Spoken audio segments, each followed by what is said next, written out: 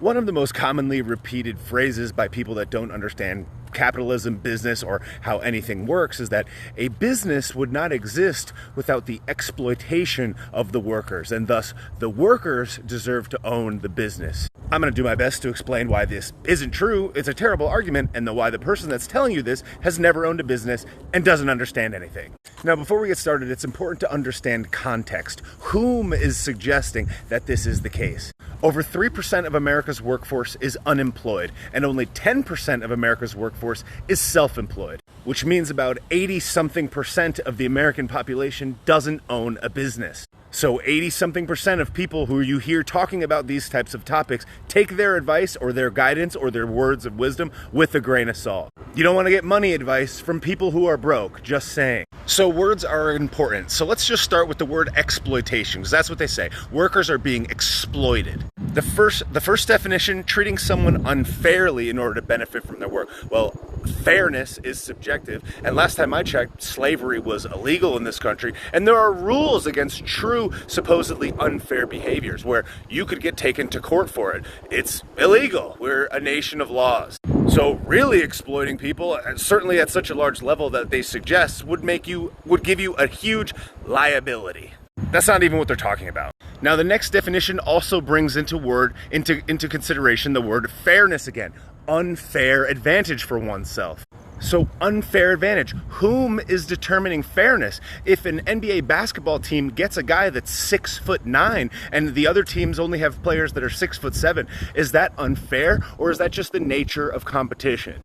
Fairness is subjective, and that's why they use this intentionally vague word to use what is a seemingly harsh word like exploitation to describe this situation. Because at the end of the day, almost every single thing that we hear that's trying to convince you of something is emotionally manipulating you to believe that, trying to pull at your heartstrings.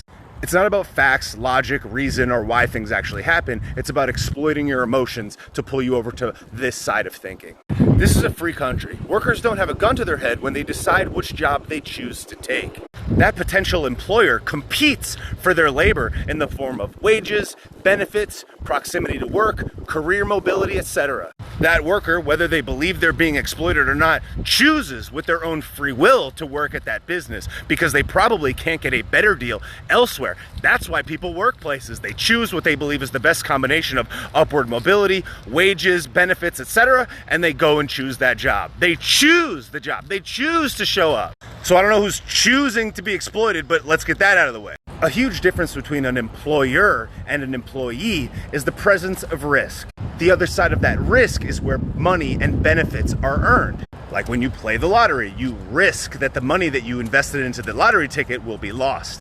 An employee has absolutely no financial risk associated with getting a job, other than maybe paying for their uniform or driving to work the first day. But even though a large percentage of businesses fail, over 20% in the first 2 years, the employee holds no risk if the business loses money or goes out of business. They sign up at absolutely zero risk to earn money from the second they walk in the door until the second they leave. If the business has a bad quarter and loses money, they still get paid. If the business has a bad month and loses money, they still get paid. If they do something that costs the business more money than it costs them, they still get paid. If the business goes bankrupt or fails and shuts down completely, they just go get another job. They have no risk. The business owner, on the other hand, has a lot of risk. That person may steal from the business. They may not be able to do the job that they say they're going to do. They may get trained and then they may choose to go to another place. They could potentially jeopardize the health of the business or treat the customers unfairly or poorly that could cause the business to be hurt as a result. They could break machines, break equipment, steal things. They could also be a potential liability if they were to get hurt or injured on the job, or if they were to get fired and then collect unemployment, or God forbid, sue them. Without the capitalist, without the investor, without the business owner, without the ability for that job to exist in the first place, there would be no job. The presence of risk and potential reward is what incentivizes the business owner to create the business in the first place. So the risk of the business failing, but the potential upside later, if it was to work out, is why the business exists.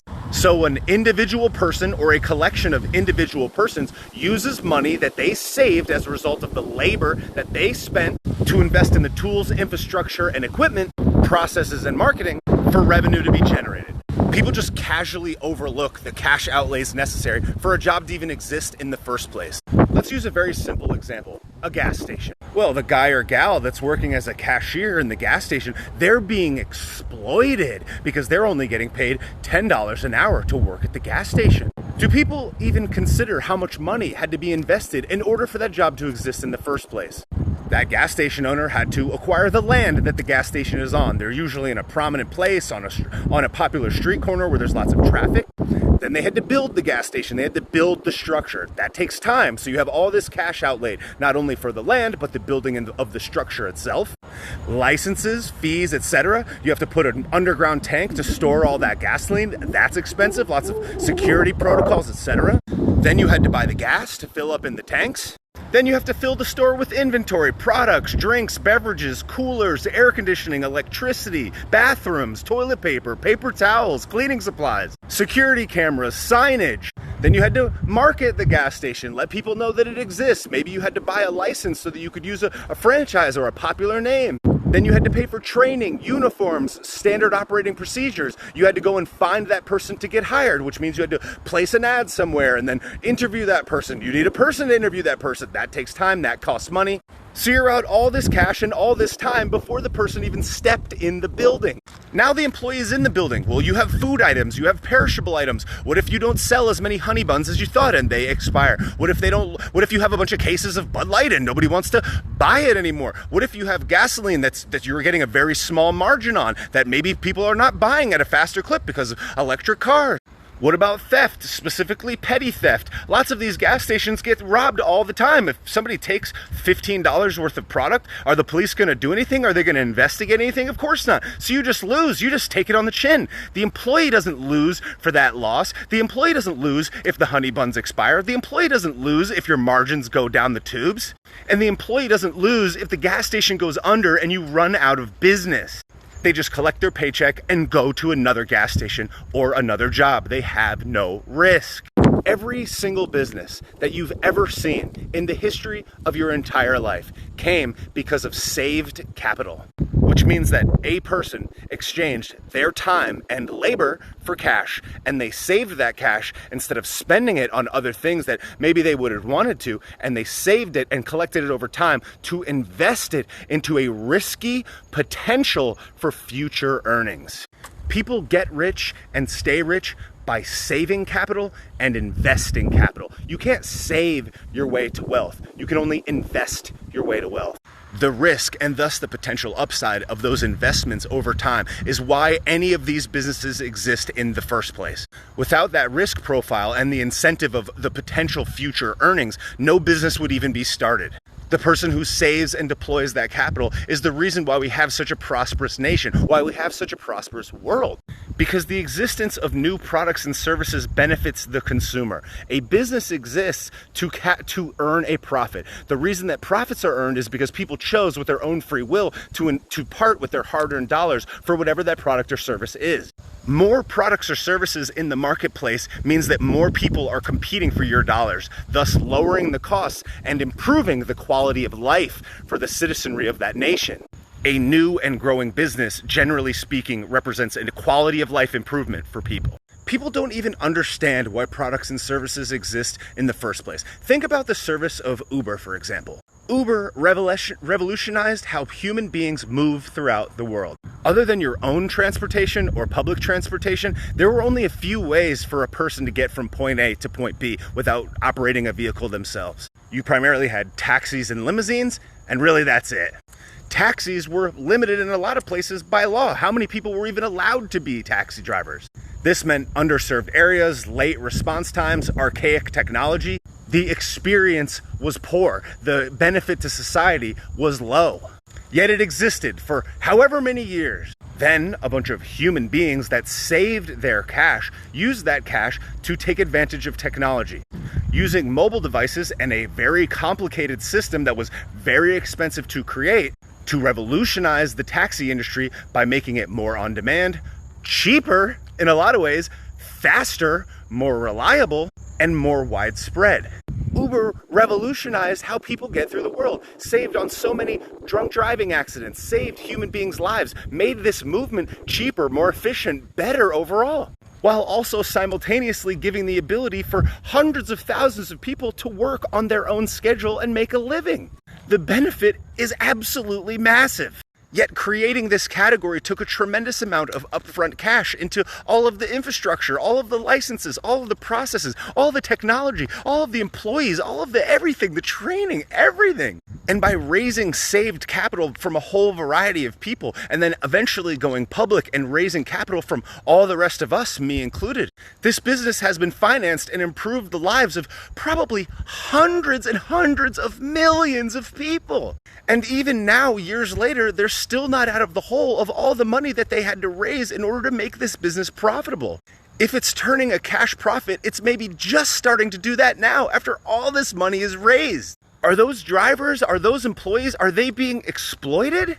People don't understand how if there was no upside incentive, if there was no cash incentive, if there was no benefit, people like that wouldn't use their saved capital to create such a service that benefits hundreds of millions of people objectively every single day.